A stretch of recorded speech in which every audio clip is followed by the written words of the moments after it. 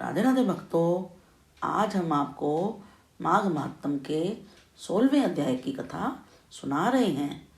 यदि आपने पिछले अध्यायों की कथा अभी तक नहीं सुनी है तो इस चैनल को सब्सक्राइब कर लीजिए।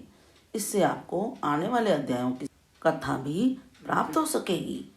कल के अध्याय में हमने बताया था कि कांचन मालिनी एक राक्षस को अपने पिछले जन्म का वृत्तांत सुनाते हुए बता रही थी कि वह पिछले जन्म में एक वैश्या थी और माघ माह में प्रयागराज में स्नान करने के बाद वह एक अप्सरा बनी।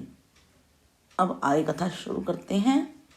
भगवान दत्तात्रेय जी ने सहस्त्रभाव से कहा कि अप्सरा कांचन मालिनी अपना संपूर्ण वृत्तांत सुनाने के बाद उस राक्षस से पूछने लगी, हे राक्षस, अब तुम अपनी दुर्दशा का कारण बताओ।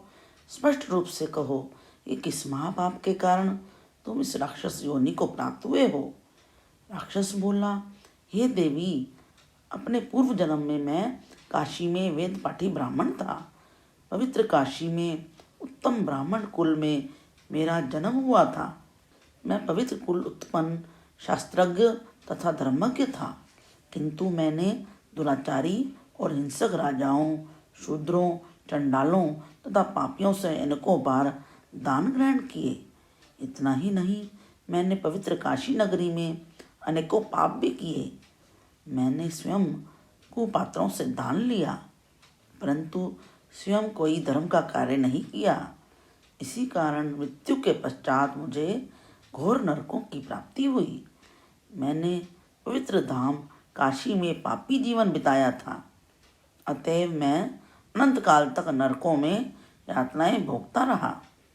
अपने पूर्व जन्मों के हाल बतलाते हुए राक्षस ने आगे कहा, हे देवी, नरकों के भीषण दुखों को भोगने के पश्चात 2 बार गिद्ध के रूप में, 3 बार व्याघ्र के रूप में, 2 बार सर्प के रूप में, 1 बार उल्लू के रूप में तथा 9वीं बार शुकर योनि में भी मेरा जन्म हो चुका है।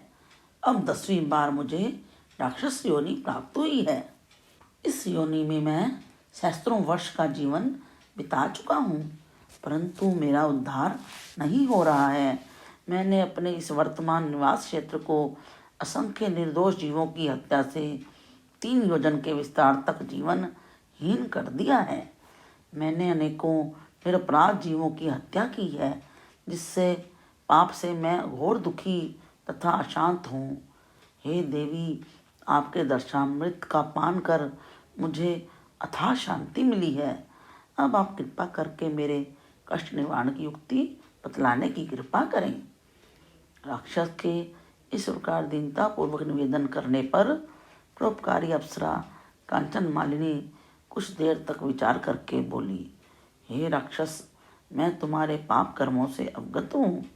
तुम्हारे कष्ट निवारण की युक्ति मेरे ध्यान में आ गई है। मैं तुम्हें अपने अगणित माघ स्नान के फलों का कुछ अंश दान करूंगी। इससे निसंदेह तुम्हारी मुक्ति होगी। माघ स्नान के अद्वितीय पुण्य फल का वर्णन करना देवताओं के लिए भी पूर्ण संभव नहीं है।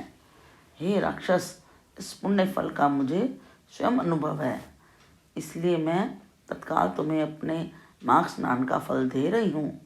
इसके पश्चात कांचन मालिनी ने अपने वस्त्र निचोड़कर तथा हाथ में जल लेकर संकल्प करके अपने माघ स्नान का फल उस राक्षस को दान कर दिया।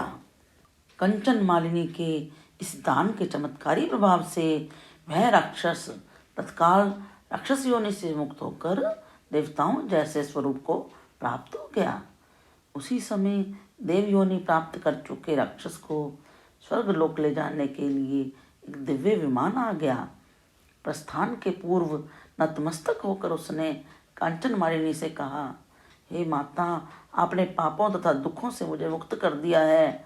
अब मैं ऐसे शुभ कर्मों का वर्णन आपकी पवित्र वाणी द्वारा सुनना चाहता हूँ, जिनको करने से सदैव के लिए नरक यातना से मुक्ति मिल जाती है। दिव्य शरीरधारी राक्षस द्वारा निवेदन करने पर कांचन मालिनी ने उसे उपदेश देते हुए कहा, हे सौम्य, स्वप्न में भी जीव हिंसा नहीं करनी चाहिए।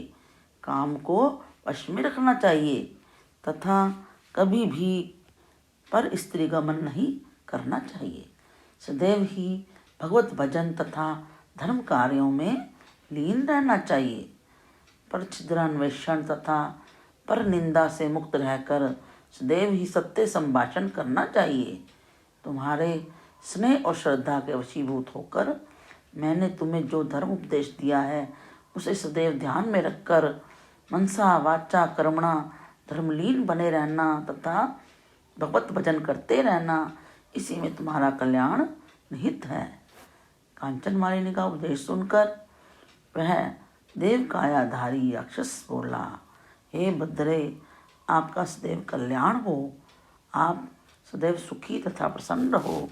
जब तक सूर्य चंद्रमा स्थित हैं, आप कैलाश पर्वत पर निवास करती हुई महादेवी पार्वती जी तथा शंकर जी की कृपाएं प्राप्त करती रहें। ऐसा कहकर वह देव कायाधारी राक्षस विमान पर बैठकर देवलोक को चला गया तथा अप्सरा कांचन मालिनी भी आकाश मार्ग से कैलाश पर्वत पर चली गई। हे राजन, जो भी श्रद्धालु इस अध्याय का भक्तिपूर्वक पाठ करेंगे अथवा सुनेंगे, समस्त पापों और संतापों से मुक्त होकर सद्गति को प्राप्त करेंगे। उनको स्वप्न में भी कोई दुख नहीं होगा और प्रेत बाधा से मुक्त होकर जीवन भर धर्मलीन बने रहेंगे। इति श्री पद्म पुराणे माघ माहात्म्ये 16वां अध्याय समाप्तम। Please like share and subscribe कीजिए और मेरे साथ बोलिए, हरे कृष्ण कृष्ण कृष्ण हरे हरे, हरे राम राम राम हरे हरे।